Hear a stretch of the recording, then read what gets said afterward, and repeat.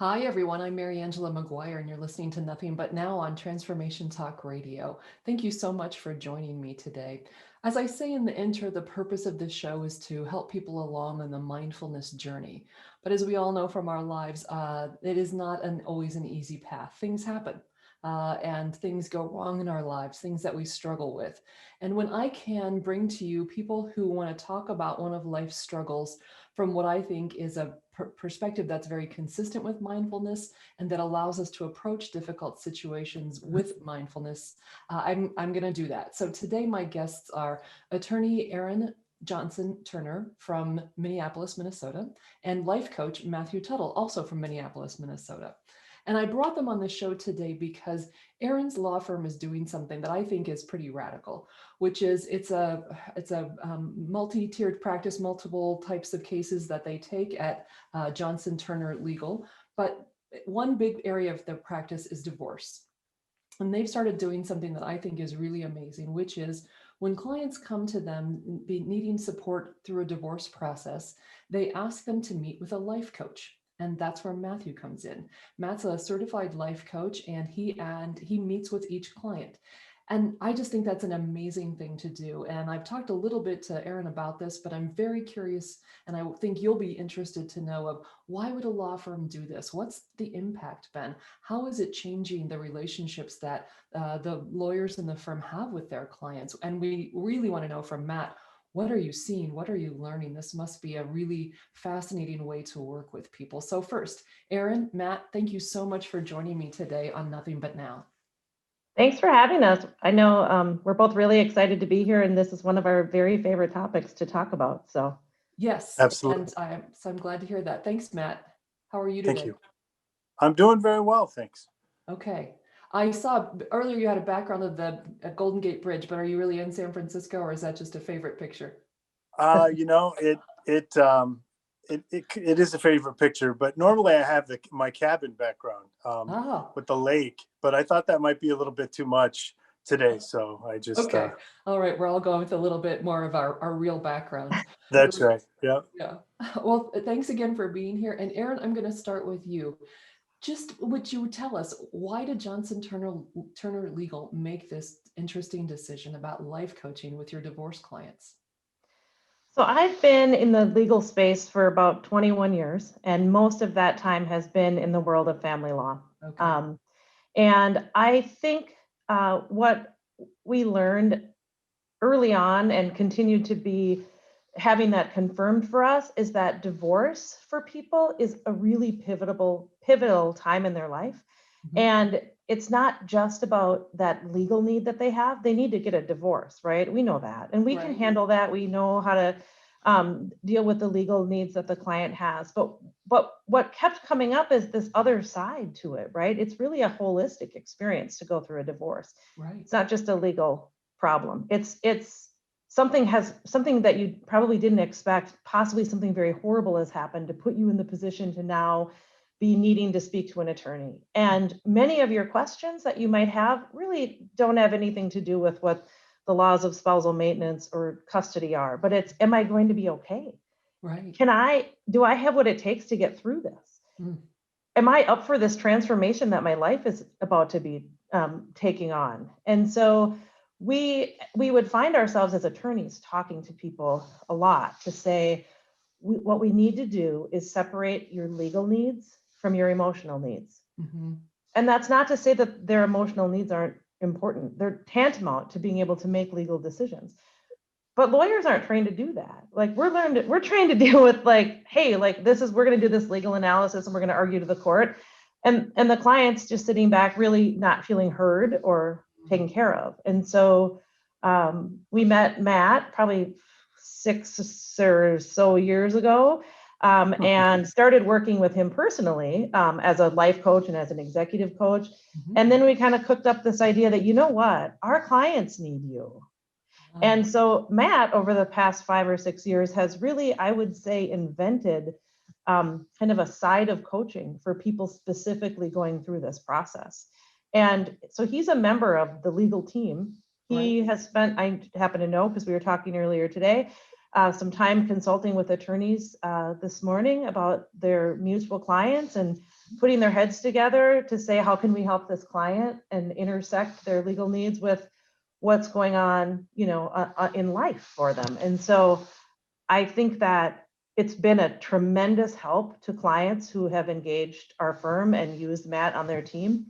And it's, frankly, a tremendous help to the legal side, right? To the attorneys and the paralegals to know, oh, hey, Matt, we need to work with this person because they're really like in a rut and we need to focus on what their future is going to look like for them so that they get out of this particular rut. And so I think it's been amazing, actually. Well, you keep using a word that I want to come back to before I turn to Matt, which is team. What do you mean when you keep referring to your clients have a team? We've also realized that in order to do a good job by your clients, they need to have more than one person that they can get a hold of that knows what's going on in their case and can help them on different parts and different aspects. So every person in our firm has a team assigned to them that includes a client engagement specialist, who's the person they first meet with, that they learn. They're not a legal position. They're just learning about their situation and helping kind of chart their course about what they need to do. And then they have an attorney and a paralegal and a coach. So, and all those people are in the know about what's going on with their case. And at any point they can get feedback and information and lean on whomever makes the most sense to lean on for that specific situation. Okay, that strikes me as one other thing that's unique and interesting in what you're doing at Johnson Turner Legal. Yeah, I think it's good for the clients, and I also think it's good for the professionals to have a group of to work together, because there's a lot of stress around what's going on in a divorce. And sometimes if you're just the one person having to solve all the problems, that's a lot. Right. So to have a team like, hey, what should we do? How can we work together to meet this person's needs? It's super important. Fantastic. Okay. So Matt, as a coach to coach, here's the first thing that I've really been curious about. The clients that come to you through Johnson Turner Legal, they didn't seek you out or seek out coaching. They've been asked to do this. Do you ever work with people who are, I don't know, let's say reluctant or hesitant to work with a coach? You're very receptive. I mean, it is probably the biggest thing that I struggle with, because at least initially, right?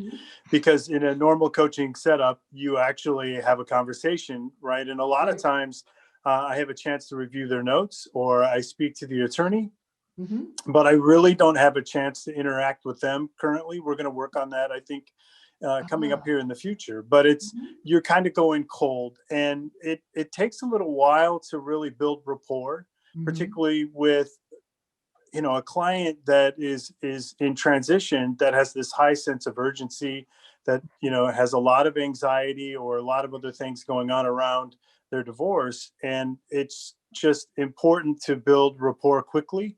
Okay. And then kind of set the ground rules, because the other thing too is they not only come in kind of cold to it, they really don't know what coaching is or what I can do for them. Okay. Even though they read it, right? But then they get on the call and it's like, what's this really about? Yeah, I don't know if I need this, right? And a lot of times I'm not even certain that I think they need it either. And I've had cases, that have come through where people are just in a really solid place.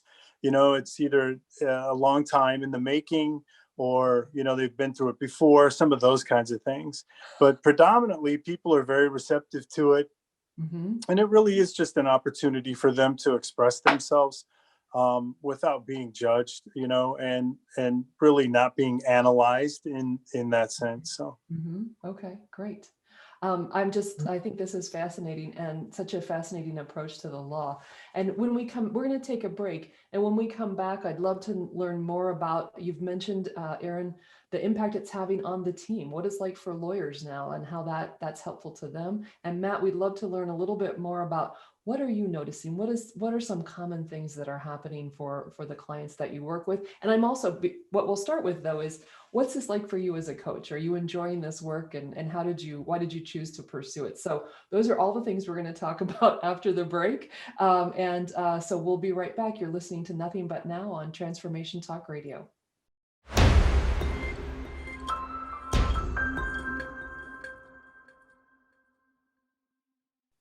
Hi, everyone. Welcome back to Nothing But Now on Transformation Talk Radio. I'm Mariangela Maguire, and I'm here today with attorney Erin Johnson Turner. And sorry about that. And Matt Tuttle, who's a certified life coach. And we're talking about this amazing work that Erin's firm is doing, particularly with clients who come to them for help with a divorce, which is they're asking clients to meet with Matt as a life coach.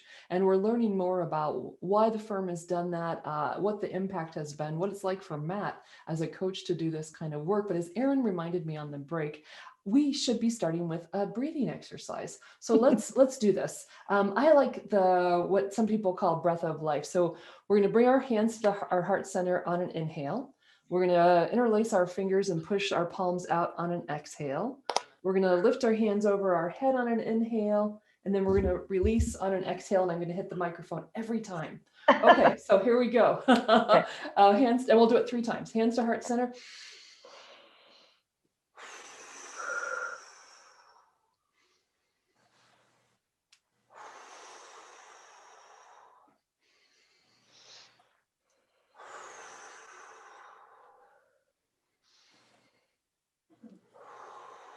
Last time.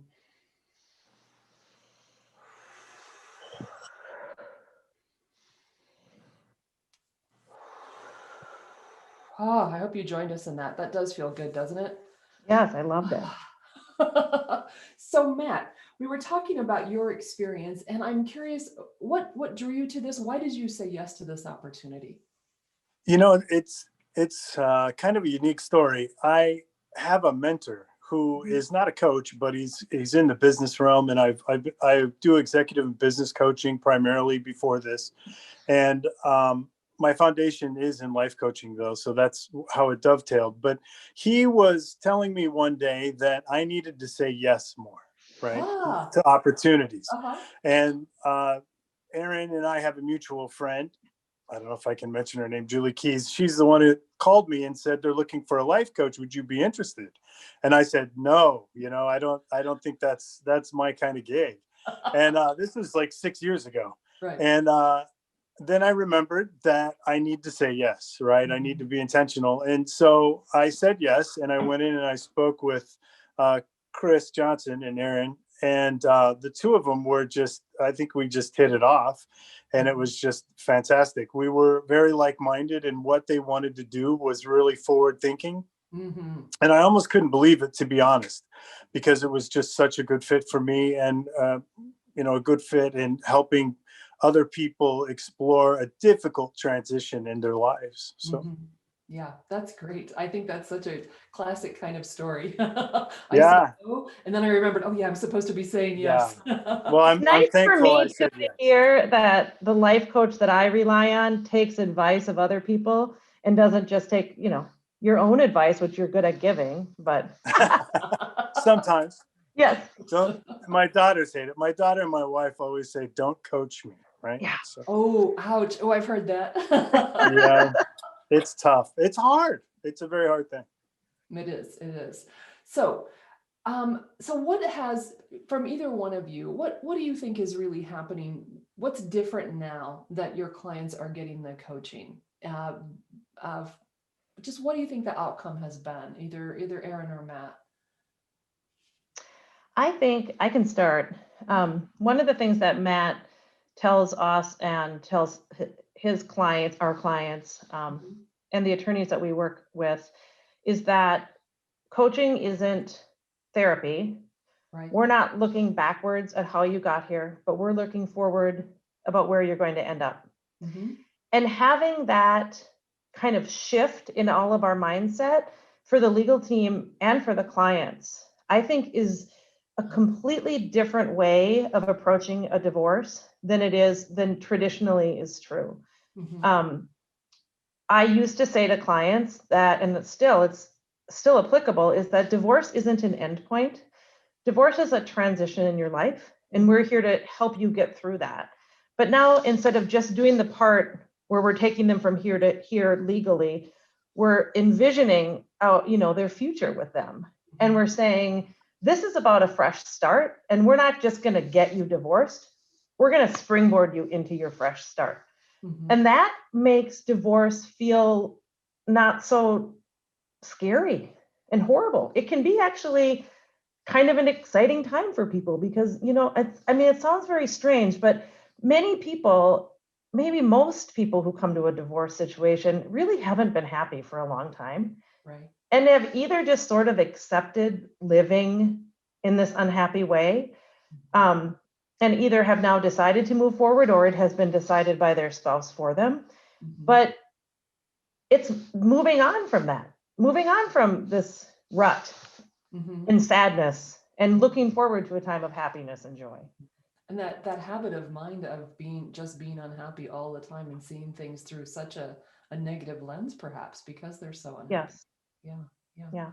Matt, what would And you I add to think that? I guess I would say that they come into the coaching sessions from different perspectives, but they all at some level are, like I say, in transition, but it's a little bit deeper than that because it's very personal. And a lot of times they just don't know where they're going to go, what they're going to do. And so they get bogged down kind of in this. It is the present, right? I mean, we always say be present, but they're almost too present. And so through coaching, we help them understand, or I try as best I can, help them understand that they have control, right? To take back that control over the direction of their life, to take back control of the way that they see the world, the way they want to see the world.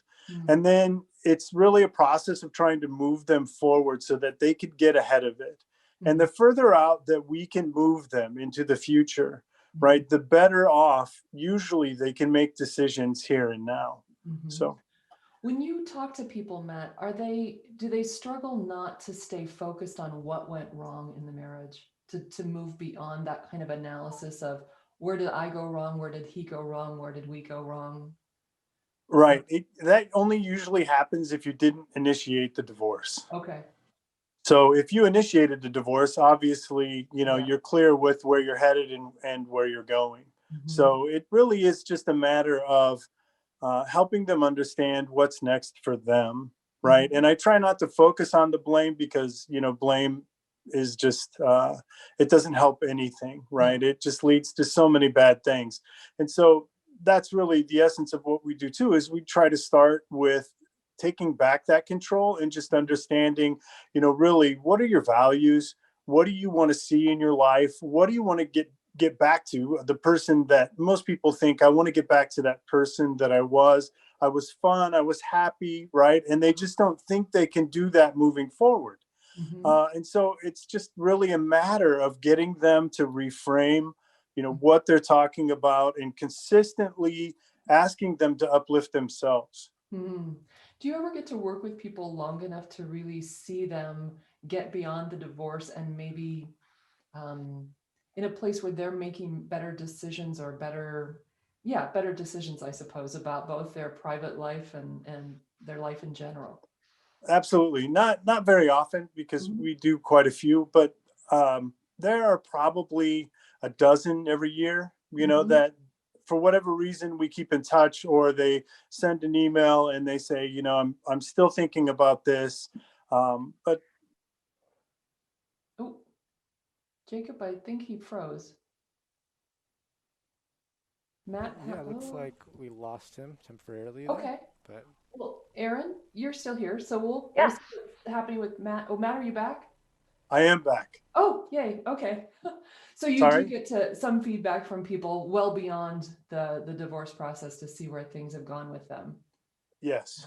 Yeah, it's and like I say, I don't know if you heard it, but it is rewarding, and it's great to see people, live that out in their lives now, right? To really be fulfilled with where they're at and happy. That's great. So both of you, you've met a lot of people who have been through divorce. And I'll be honest, I asked this kind of question. I'm not divorced myself. I'm fortunate. But my parents divorced when I was very young. And I think it ruined their lives. I think being married to each other wasn't very healthy for them either. But I think getting divorced, they were Catholic. There was it was a long time ago. So it was a very negative thing, even more than it is today. And I don't think they ever got over it. Is maybe I don't know that so much that it ruined their lives, but I don't think they ever got over it. So I'm curious about what you think. What have you observed? Like, what have you learned about marriage through working with people who get divorced? The first I thing want I to would go say first. is, okay, you go first. I was We're just both going to like, say, it's funny because I hear all these stories, in and out week after week. And a lot of times they resonate with me. And then I think, oh my gosh, I do that same thing, right? Oh, Maybe not on the same par or level, right. but I think that it definitely has made me a better husband because you can kind of see what other people are going through. And, you have to think, well, is my wife going through that? Right. Right. And I don't want her to go through that. Mm-hmm. And so it's very enlightening from that perspective. Wow. That's really cool. What I was going to say is that marriage was invented when people lived to be 35 years old. I don't know that we were designed to be with people for 60 or 70 years of our lives. And I'm married, and I also, and, we have our moments, but it's mostly great, but people change a lot in these lengthy relationships. And I think it's okay if you don't change exactly the same. And if you don't, you can tap out. You don't have to stay with someone who isn't the one for you anymore. And I mean, I have a strange view of marriage. My parents, are still married, and my husband's parents are married. So I don't have that in my own life, but I'm surrounded by it in my professional life. And I always say, like, I'm a huge advocate for divorce because I'm a huge advocate for people taking care of themselves, making sure their needs are met, and doing what they need to be happy. I mean, that said, I don't think everybody should just tap out if they have a fight. Life is hard, but there's a lot of suffering in relationships. There's a lot of domestic violence. There's a lot of manipulation, power struggles, and you don't have to live like that. Mm-hmm. Are there patterns that you see? Like, is there something either one of you would point to say, well, when this is happening in a marriage, this is going to be hard to come back from? Because there's so many. I think it could be almost any topic that, depending on the people, you either can come back or not. And maybe there's something about your foundation. I mean, there's lots of things that cause divorce. I think having different viewpoints of money is one big one, but different viewpoints about how you raise your children. And I guess I think that it's more, from what I see, I think I'm just amazed at how long people stay in relationships and the things that they put up with for so many years. Yeah, it's devastating. I think I learned part of my perspective when I had a client who said, Erin, I've been married for 46 years and I should have been here 45 years ago. Oh my gosh, that must have broken your heart. It was just in a terrible relationship, but for all the reasons, all the guilt and shame surrounding divorce and fear, right? She just stayed. And I'm like, oh, that wasn't a good choice. Let's get you out of this. Yeah. My mother would never have divorced my father if he hadn't left. I mean, that was, it just was not done. It was, and part of the difficulty of it was the shame that it induced for all those years. So there are two things I kind of have read about marriage, and I want to know what, given your expertise, you think of this. One is that that one of the most corrosive elements, or sort of if you recorded a married couple's talk during the course of a day, if you hear contempt, an attitude of contempt between or towards each other, that is really a red flag of these people have a very unhappy relationship and may not be able to survive. And it may kind of predict divorce. And then the other thing is that things that were wrong, I just thought of this with your client who said I should have been here 45 years ago, that often the seeds of what goes wrong at some point were really there at the very beginning. Do you think either of those things are true? I do think contempt signals a deep lack of respect and trust. And I agree with that. If people are speaking to each other like that, I think that's really, people shouldn't accept that behavior for themselves. I forgot the other question. Do you think that what goes wrong when a marriage ends, that some of those factors were present at the beginning, and that romance or family pressure or whatever caused people to ignore those concerns? Yeah, I think that's probably very true. And it often gets heightened in stressful situations, that come up in life. And then it's tested, so if you don't have a healthy foundation to deal with these difficult things that can happen, then you won't do well. Right. So I do, but I also think sometimes you learn things about yourself and your spouse in life. It's such a long journey, and none of us can really predict what's around the corner. I've learned that too. You just do not know what you're about to find out at any point in time.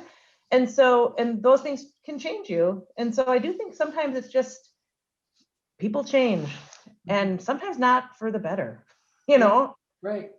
Yeah. Matt, what are you thinking about as we're talking about this? Well, I think about contempt, and I guess we're further along the path when we see them. So I'm sure it probably started as contempt, but at some level, I think that turns into shame and anger, and there's really no coming back from that. I mean, if I'm going to shame you into believing something, right, it's very difficult for you to put those pieces back together and resolve issues with a person whom you thought was going to protect you and love you and care for you. So that's it. And again, what was the last question? The at the end of the marriage? We can't take multiple questions. I know. Okay, sorry. We can't. My fault as an interviewer. I absolutely did. I've got a pretty focused mind. So yeah. Matt, do you think that is it that new things happen and relationships go wrong, or is that people overlook problems early on and out of romance, whatever? I think it's a case of a couple of things. I think that people want to save people. That's one issue, right? I know that they have flaws, but my foundation is solid. So, I'm going to overcome that. They will change, right? The other thing too, though, is I think that they don't communicate and they don't grow well together. Okay. So they have a tendency to have an idea about the world that changes as they grow. Right. And their partner at whatever level doesn't see it that way. I mean, there's a lot of things that come in. There's work and children, a lot of various things that come into play on those. But that's essentially the way I see it for the most part. Yep. And that failure to communicate about how those changes are probably having an impact on how you see the world, how you want to live, etc. That makes sense. Okay. So we've kind of talked about what you've learned in terms of your own relationships, but I really appreciated, Matt, you kind of talking about how it's made you a better husband. Erin, doing this work made you a better spouse, do you think? I think so. One of my main takeaways from being surrounded by divorce is that many times people reserve their worst behavior for one of the only people in their life that they choose, which is their spouse. Yes. And we should instead reserve our best behavior for those people, And so we talk about that. I say that a lot around our house, and I think that's super important. I mean, I also think you need to be comfortable with someone and be able to say the things that you're really thinking and meaning, but be able to really be introspective and not blaming, and to take responsibility where you go wrong, and understand that having those conversations are important. But at the end of the day, remember that this is the person in your life that you've chosen to be with, and so don't be terrible to them. Right. Yeah. Well, and I Yeah. think I'm sorry, Matt, go ahead. I was just going to make a joke on Erin because she said marriage only lasts 35 years. So she and her husband only have about 15 left. So no, I said marriage was invented when people lived to be 35 years old. It wasn't even supposed to be 35 years. Sorry. You're not even going to give him 35. Well, we'll see. I joke. I mean, I'm totally joking, but yes. Yeah. Yeah. Well, I think this is part of the reason I'm so attracted to the language around mindfulness is, when I snap at my partner, is it because of really what she did, or is it the story I'm telling myself about something else? Is it projection? Is it a hangover from something else that's going wrong? And as you say, Erin, she's the safe person, but is she the right person to be directing that at? And that's different from when we want to have a real conversation about here's a different place where we differ or we don't agree about something. And not that I have to be ugly or snappish about it, but yeah. Right. And, I think we've all had some real challenges in the last year as everybody's home. I mean, my husband's across the house in his office, and I'm here and the kids are somewhere and it's, there's no one else to talk to. So, yes. I mean, I do think we've definitely seen a rise of domestic violence, which is very scary. But we've also seen just a new level of stress and anxiety around, being stuck in a small space together for like a year, And people not having other outlets. Absolutely. Yeah. Really, it's been and for some people, they've grown much closer. Right. And for some people, it's been that stress has torn them apart. Mm-hmm. And has shown them where that the foundation is not particularly strong. Yeah. Right. Mm-hmm. Right. Yeah. Okay. We just blew through a break, so that's great. So we'll take one in a couple of minutes. But I want to know, Erin, are other firms following your lead? I don't believe that I know of any other firm that has a life coach like on each of their legal teams. Okay. I do think that this, and we have relationships with firms around the country. Right. Just kind of as we grow and learn, we like to surround ourselves by like-minded people who are trying new things in the legal space as well.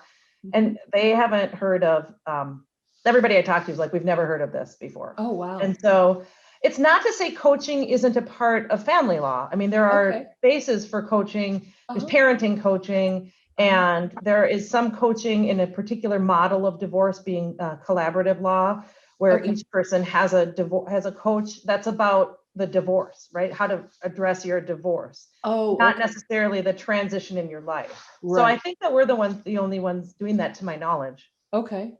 Does it make it prohibitively expensive though to then work with your firm? No, actually, I would say we're probably less expensive than most firms. And our clients are not billed by the hour. All of our work is done in flat fees or fixed rate prices. So we have kind of service, bundles of services, right, that we provide. So, hey, you're going to go to mediation. We have a package of services that goes around mediation, and here's what it costs. Mm-hmm. And then we have really good payment plans for people so that they can break that up over a number of years to be able to pay a couple $100 a month, hopefully, so that it's accessible. Because we also think there's really a really big problem with access to justice in the world, right?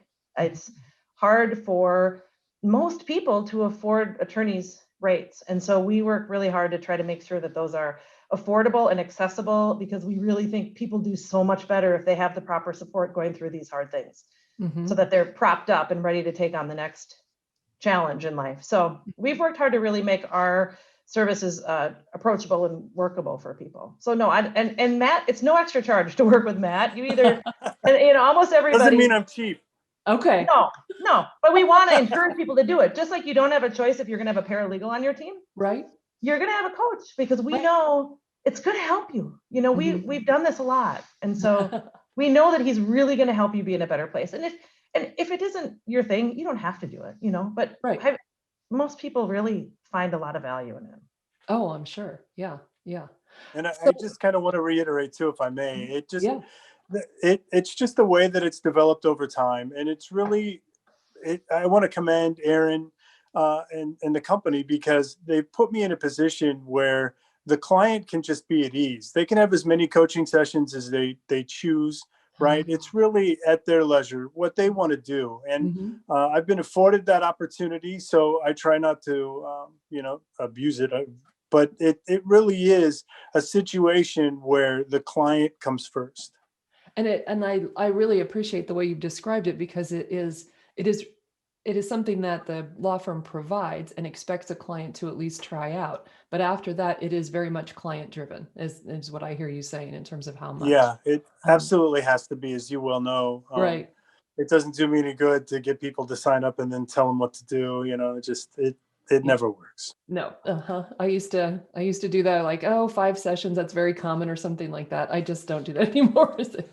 It's all about you in terms of frequency and duration, because that's going to work. They know what they need. That's not my job to figure that out. So Erin, this way of packaging services, this strikes me as also not typical.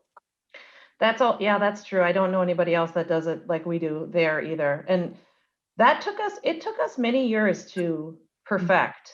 We struggled at first, but we were really committed to making it work, because where else do you purchase something? And when you say, how much is this going to cost? They say, oh, well, we don't know. I mean, my brother, who is my law partner, Chris Johnson, talks about when you buy a airline ticket, the price. The airline company doesn't say to you, well, I don't know what it's going to be. We'll let you know when we land, but we don't know what gas prices are going to be. We don't know how many people are going to be on the plane. We don't know what the wind capacity or whatever is going to be. And so we'll let you know later, right? But that's what lawyers do. We'll say, I have no idea how much your case is going to cost. But so we said, we have to know. This is what we do. It's a bad excuse to say we don't know.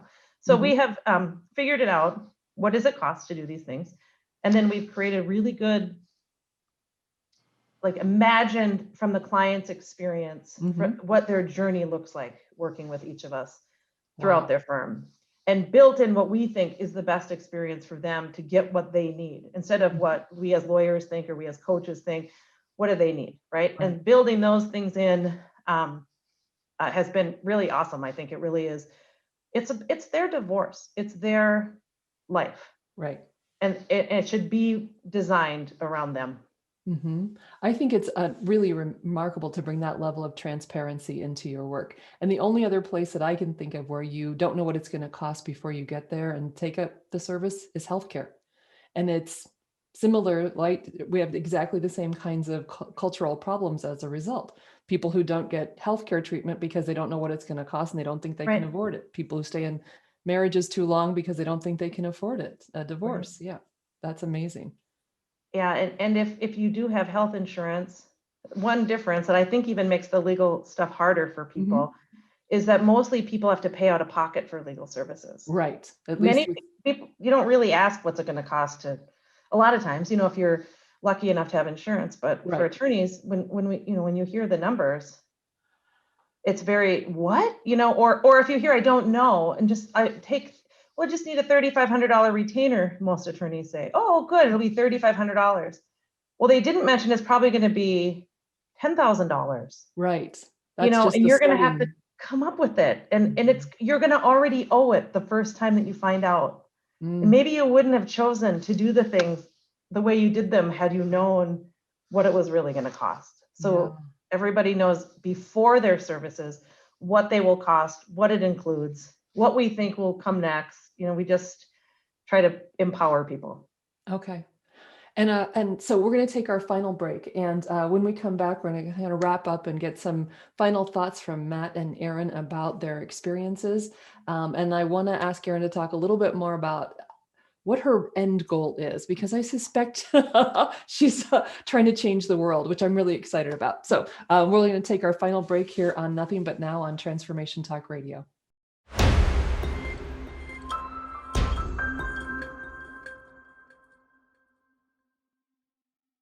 Hi, everyone. Welcome back to Nothing But Now on Transformation Talk Radio. I'm here with my guests today, certified life coach Matthew Tuttle and attorney Erin Johnson Turner, who's at the legal firm Johnson Turner Legal in Minneapolis, Minnesota, although you have offices all over the state, I understand, right? Yep. Yep. And we're talking today about a really, I think, radical approach to both working with clients who come to them for a divorce, but also in general of how their work is organized at the law firm. So first, as they've been talking about this great opportunity they provide clients who come to them, which is if their client is seeking a divorce, they ask the client to meet with Matthew to talk about that incredible life transition that can be painful, but also liberating, and really allow a person's life to kind of break wide open when a relationship ends, as sometimes they do. The other thing Johnson Turner Legal is doing is that they're telling people up front what their cost of services are, and showing them the pieces of the package, whether it's a mediation process or a family law issue, probate. I'm guessing any part of your practice, you're doing that. So, Erin, well, how did you get to be such a radical as a lawyer?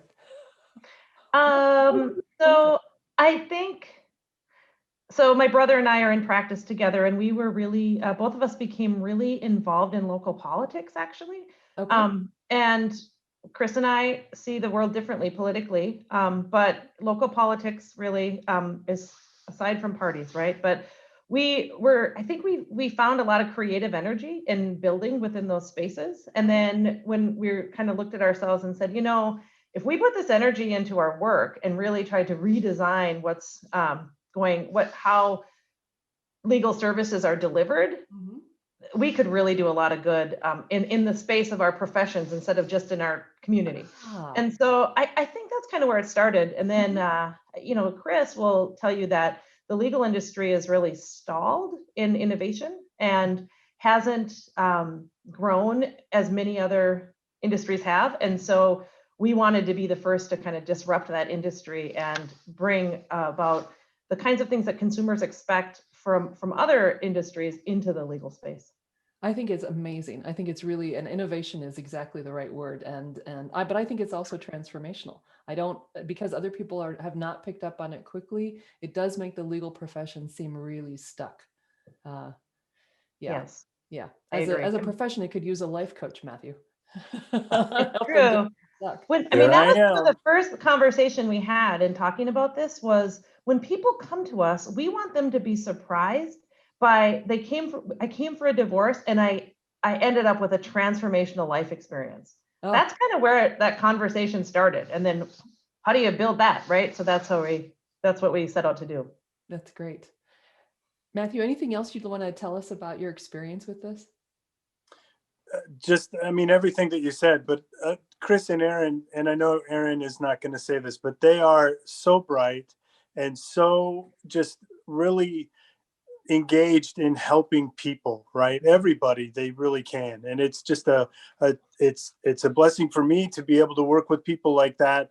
I can't say enough about how just, I don't want to say cerebral or smart. They really are smart, but they really are super humans first. And that just comes through in everything they do. And it makes it a joy actually to work with them and be around them. So I think I knew Erin when she was she was a young woman. I'm gonna say younger. Young woman, but what'd you say? I said she's gonna say younger. Younger. I have to. Yes. And the two things that have always stood out to me about you are your intelligence and your humanity. And so I'm not surprised that your brother similarly is incredibly bright, but also very humane in his outlook. But I think the willingness to really challenge such an entrenched industry and to do things differently, that's pretty remarkable. Really exciting. Thank you. Yeah. So, Matt, from your perspective as a life coach, as we kind of come to an end a little bit here, is there something that you would want to leave people with who are either going through the divorce process or who are just married, and some wisdom you'd want to share with us at this point? Yeah, thank you. It's a great question. And I guess what I would think from my perspective is to really think through what it means, what you really want out of life. Think through what you need to do to try to better yourself. And through bettering yourself, a lot of times your relationships become better as well. Mm-hmm. I know a lot of people feel stuck and they feel trapped. And through the process of just asking some good questions or reaching out to somebody, a good friend or a coach for sure, right? to help them through that process and just organize themselves and understand, first and foremost, if it's really the right thing for you. Why are you doing this, right? What are the ramifications? Just some basic questions that can really put you in a position to make a good decision, because it can be devastating to so many people. Right. And it's important to make sure that you do it as right as you possibly can. Yeah. For lack of a better I word. think, what's really essential to me and what you're saying too is to first focus on yourself, not in a selfish way, but I think we tend in relationships to get really quick to blame the other person, to sort of put all of this on the other person, but to take that moment to look inward, to say, what is it about my responses? What are the stories I'm telling myself? How am I stuck? And if I can work on that, it may not, the relationship still may not survive, right? But it might actually improve when we do that. Yeah, I absolutely agree with that. And I would add that, people have a tendency, really, in a lot of cases, to try to be selfless to get the attention instead of just doing it to be a good person. And that sets you up for a lot of failure. And so that is probably the hardest case, that I have to deal with, are the people who don't have the self-confidence, that have the lack of trust in themselves, that don't have an identity outside of that relationship. And so it's important to start to build those things up and, just take baby steps and just focus on the positive, right? What are the things that you do well? What are the things that made you happy? Right. And that's very difficult for people going through this divorce or a similar situation. Yep. And in an unhappy relationship to begin with, maybe. Yes. Yeah. Yeah. So Erin, in addition to kind of any final thoughts you have for people about how to think about these things and thinking about relationships, and also would you tell us about kind of what you and Matt are up to besides changing the law and helping a lot of people, which, not that that's not enough, but what else is going on? I do think that relating to a decision to move forward with a divorce, I just would want people to know that it's a really courageous decision to do that. And instead of being bogged down by guilt and shame or fear, all those things, it's okay to take that step and be proud of yourself for doing that, to put yourself first, and don't take it lightly by any stretch, right? But also it's okay, and you're going to be okay on the other side of this. In your next chapter, there's a fresh start waiting for you, and it's going to be awesome. So that's great. Thank you. And that kind of piggybacks on your second question, which I remembered this time, which is that one of the things Matt and I are doing is we've started a podcast that hasn't yet been brought out to the world yet, but it will shortly, and it's called Marital Blisters. Love it. And one of the things that what we do is we interview people who have been through the divorce process, and I can't tell you how much we've learned from them. And that's where how I understand this perspective of a person going through this process so much better, is that many of them talk about how they came to it and it was just this horrible, scary thing, and then through the process transformed, and now they're so much happier. And so we're excited to share our stories on Marital Blisters at some point coming up here in the coming weeks or months. That's kind of what's next for us. Wonderful. So we can look for Marital Blisters on podcasts. People can contact you at johnsonturnerlegal.com or johnsonturner.com. johnsonturner.com. Yep. Yes, great. Thank you both so much for being with me today. I really appreciate it. It was great to talk to you. You're welcome. It was great. Thanks for having us. Yes. Okay. And next week on Transformation Talk Radio, we're going to talk a little bit about why is not always a great question to ask. Okay. So everybody, see you next week. Be nice to yourself. Bye, Erin. Bye, Matt.